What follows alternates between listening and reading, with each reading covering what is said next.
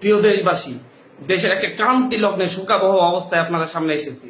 আপনাদেরকে বলতে চাচ্ছি, আজকে জানাতে চাচ্ছি, ভেবেছিলাম জানাবো না, কিন্তু এখন জানাতে বাধ্য হচ্ছি।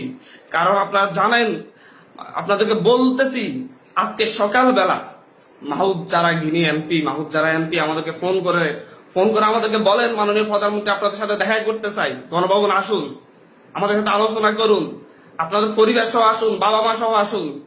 আমরা প্রত্যাখ্যান করেছিলাম, বলেছি ওনার হাতে আমাদের ভাইদের রক্ত লেগে আছে, ওনাকে বলুন সেই হাত পরিষ্কার করতে, তারপর কেবল আমরা আসবো, তারপর আমরা তার সাথে কথা বলবো কিনা ভেবে দেখবো।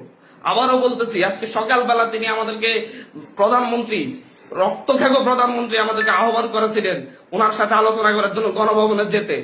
আমরা বলেছিলাম, আমি আমার জায়গা থেকে বলেছি যে উনি বলেছিলেন আমার বাবা মা সহ যেন যাই। আমি বলেছি যে হচ্ছে ওনার হাতে আমার ভাইদের রক্ত লেগে